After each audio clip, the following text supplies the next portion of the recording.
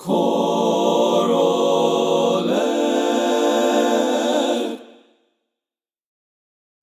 Hello, fellow choral directors, and welcome to episode 21 of ChoralEd. I'm your host, Micah Bland. Thanks so much for watching. Today, as we continue our series on sight reading, it is my great pleasure to welcome Dr. Rachel Carlson to the show.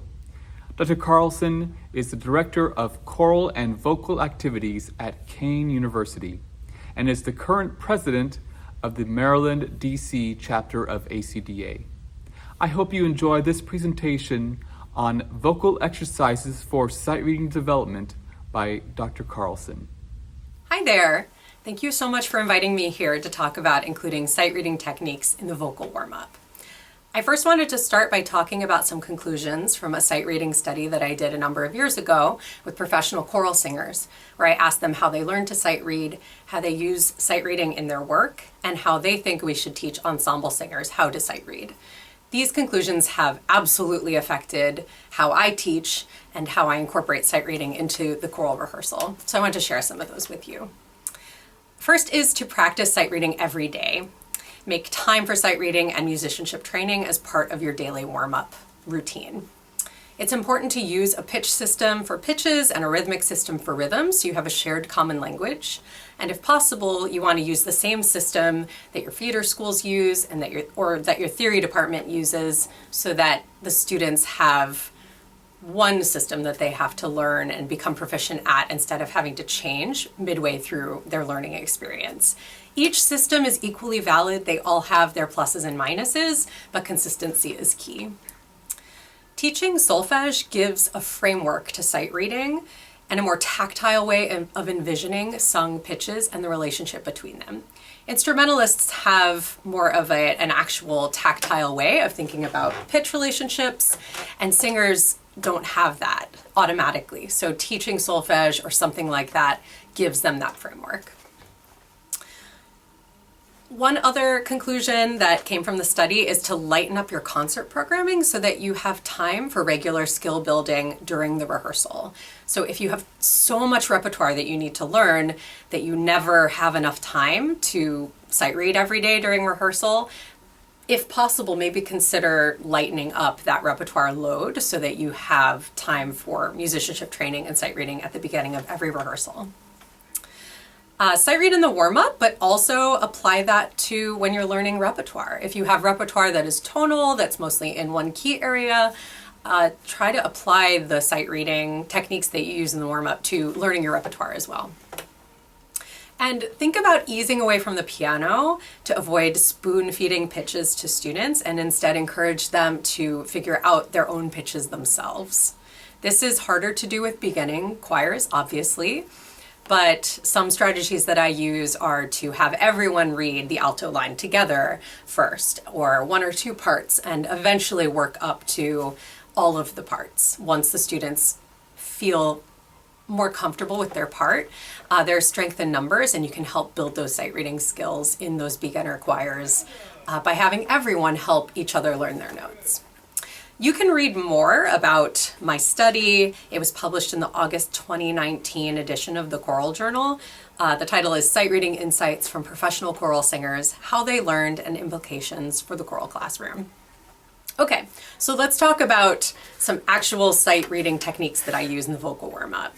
Some of these are more ear training based or strategies to help students sight read better once you have actual notes in front of them. So there's a little bit of kind of overlap there.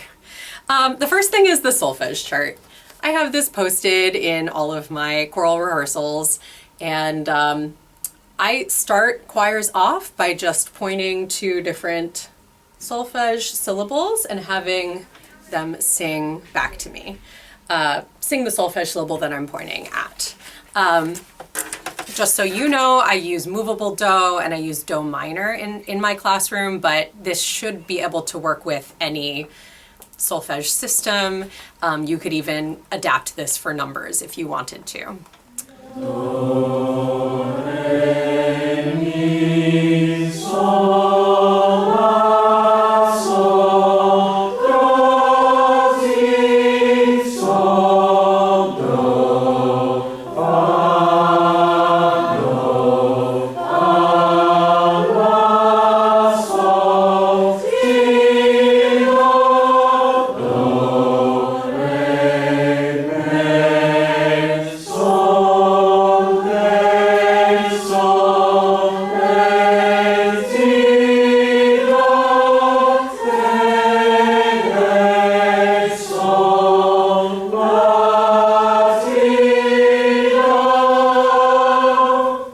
So a lot of teachers use Curwen hand signs to be able to show solfege syllables. It's sort of like the Solfege Chart, but instead you can show the syllables to the students just using your hands. Having students use the Curwen hand signs as well can help reinforce that kinesthetic idea of learning the solfege syllables.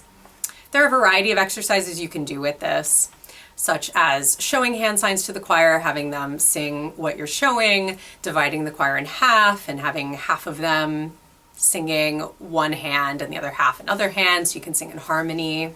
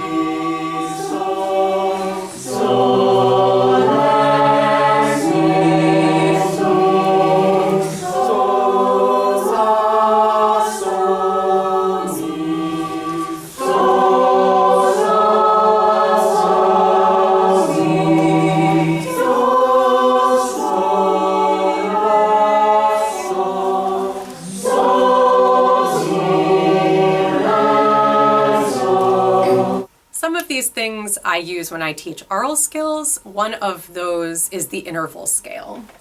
So I have the students sing the intervals up the scale.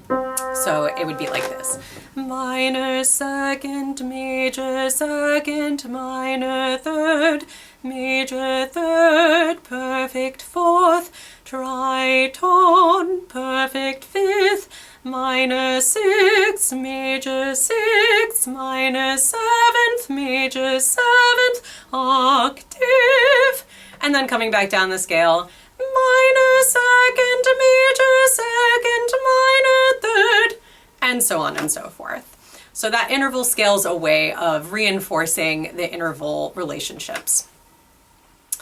We do a lot of singing of scales in my choral warm-ups, a whole lot of scales. So usually after the vocalises, we always sing a scale of some kind. So I start with major, minor, the three kinds of minor scales, your natural minor, harmonic minor, melodic minor scales. And then I incorporate modes into the choral rehearsal. So that's Dorian, Phrygian, Lydian, Mixolydian.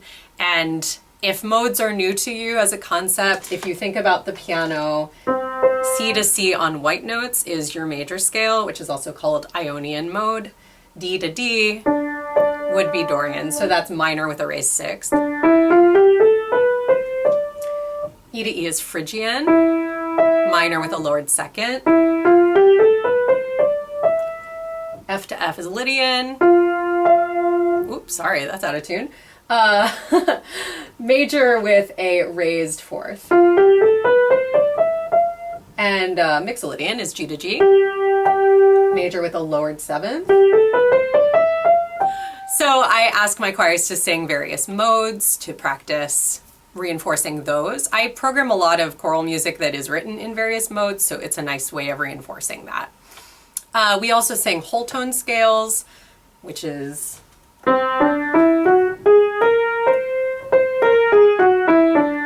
built completely on whole tones, and chromatic scales, which is all half tones.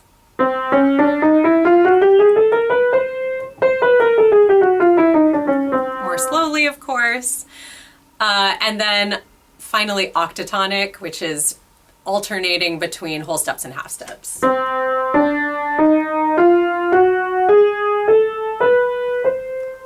And you can start with a whole step or a half step. So I have students start by singing the scale in unison, and then once they can do that fairly successfully and in tune, then I'll start dividing the choir into halves and doing contrary motion, so having half the choir start on the bottom part of the scale, the other half on the top part of the scale, and they go in contrary motion and then back, or in rounds, depending on the nature of the scale. You can do a round at a third or at a second if you want to be really dissonant and really increase the difficulty level of the scale. I usually do the two-part contrary motion and rounds for the whole tone scale and the chromatic scale. For all of the others, I usually just have them sing it in unison, but you could incorporate any of these things for any of the scales. This is our whole tone scale. Think big whole steps, each step.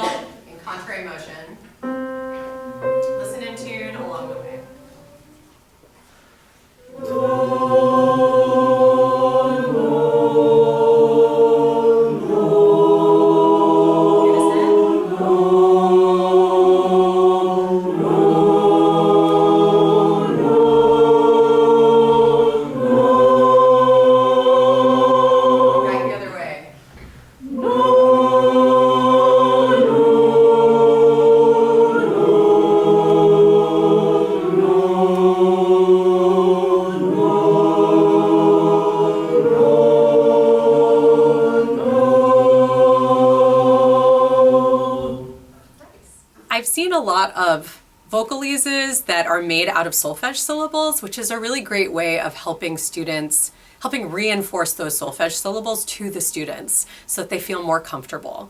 Students in general, when they're first learning solfege, are better at ascending, going up the scale, than they are at descending. It's usually really challenging for them to go back down the scale. So anything that helps them practice that and make the solfege syllables more in their body, more muscle memory, is going to really help them in the future. So some things that you can do after you do a major scale up and down, for example, is you could do an exercise involving thirds. So I'm going to demonstrate these in major, but of course you could also apply them to minor, which is harder. And in general, my students struggle a lot more with solfege in minor than they do in major.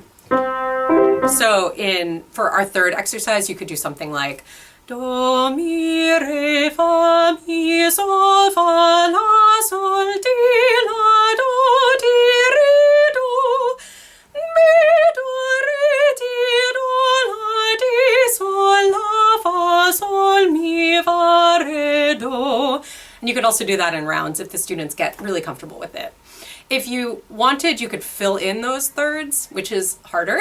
So it would be like do, re, mi, fa, re, mi, fa, sol, la, fa, sol, la, di, do, la, di, do, re, di, do. Mi, re, do, di,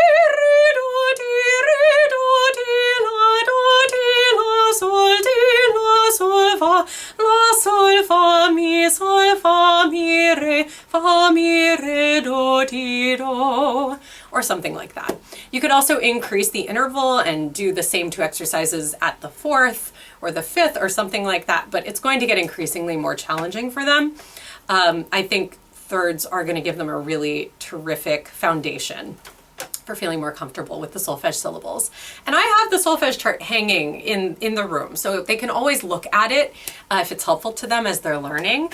And then eventually I might encourage them, hey, see if you can do that without looking at the chart, see what happens. Okay, there are a number of solfege vocalese games that you can do in the classroom. These do tend to energize the choir, get everyone laughing, so you want to deploy them strategically. There are two vocalises that I have learned in other classrooms that are used a lot. Obviously, you could make one up that suits your needs. The first one is do, re, mi, fa, sol, sol, fa, mi, re, do, sol, fa, sol, mi, so, re, sol, do, sol, fa, sol, mi, re, do, sol, fa, sol, mi, so, re, sol, do, sol, fa, sol, la, ti, do. And once the students have learned that exercise and become more comfortable with it, you can start asking them to stomp, clap, or snap on specific solfege syllables. So for example, you could start by asking them to stomp on every do. Once they can do that, you could ask them to clap on every mi and stomp on every do. And then if that is comfortable, you could ask them to also snap on every sol. So that's an exercise that you could try with your students. I recommend starting really slowly and not having any stomping until they can do the exercise really well, and then slowly start adding it in. It's something you could do over the course of a semester or a year. Ready, and do, re, mi, fa, sol, sol, fa, mi, re, do, sol, fa, sol, mi, so, re, sol, do, sol, fa, sol, mi, re, do, sol, fa, sol, mi, so, re, sol, do, sol, fa, sol, la, ti, do. Another exercise that I feel like everyone uses, I've seen it in a lot of classrooms, is the building the scale. So do, re, do, mi, re, do, re, mi, fa, mi, re, do, re, mi, fa, sol, fa, mi, re, do, re, mi, fa, sol, la, sol, fa, mi, re, do, re, mi, fa, sol, la, ti, la, sol, fa, mi, re, do, re, mi, fa, sol, la, ti, do, ti, la, sol, fa, mi, re, do, ti, la, ti, do, ti, la, sol, la, ti, do, ti, la, sol, fa, sol, la, ti, do, ti, la, sol, fa, mi, fa, sol, la, ti, do, ti, la, sol, fa, mi, re, mi, fa, sol, la, ti, do, ti, la, sol, fa, mi, re, do, re, mi, fa, sol, la, ti, do.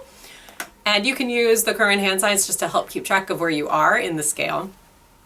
As I said before, descending is probably going to be more challenging for them than ascending up the scale. So once they can do that fairly successfully, you can start adding in a game. Another one I've seen is where you say, don't sing one of the syllables. Like, for example, don't sing fa. Do, re, do, re, mi, re, do, re, mi, re, do, re, mi, sol, mi, re, do, re, mi, sol, la, sol, mi, re, do, re, mi, sol, la, ti, la, sol, mi, re, do, re, mi, sol, la, ti, la, sol, mi, re, do, ti, la, ti, ti, la, sol, la, ti, ti, la, sol, sol, la, ti, ti, la, sol, mi, sol, la, ti, ti, la, sol, mi, re, mi, sol, la, ti, ti, la, sol, mi, re, do, re, mi, sol, la, ti, do. This usually results in a variety of surprise solo moments in the choir, and it can be a lot of fun. You can also increase the difficulty of this one as well, having them not sing multiple syllables, or even adding in some of your stomping, clapping, snapping with not singing, depending on how good they get at this. I didn't want to leave out rhythm, since we often think about pitches when we think about sight reading, but we sometimes forget about rhythms, and rhythms are half of sight reading. One rhythm warm-up that I used, I was trying to get my students to sing duple versus triple more successfully. I find students have a really hard time going between a duple meter duple rhythm to a triple rhythm. So triplets or duples in the context of a piece. And so I designed this rhythm warm-up that I want to share with you. Hopefully it may be helpful for you as well. It's a good way of reinforcing whatever rhythm system that you use as well.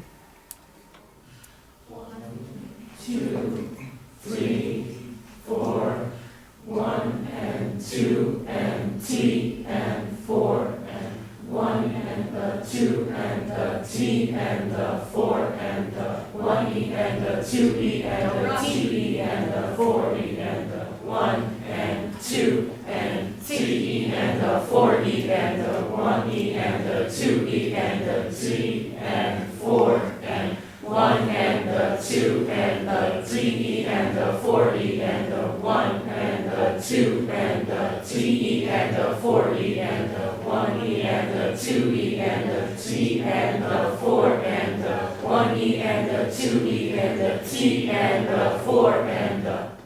So those are some of my strategies for including sight reading techniques in the vocal warm-up. I hope they're helpful to you. Obviously, there are many, many more that you can find by Googling or talking to some of your colleagues, but I hope some of these may be useful to you. Thanks so much. Happy sight reading. Thank you so much, Dr. Carlson, for sharing your expertise and insights with us. To our viewers, please take a moment to hit that like and subscribe button. And as always, I hope you continue to inspire the future leaders of our world through this wonderful gift we call music. Thanks.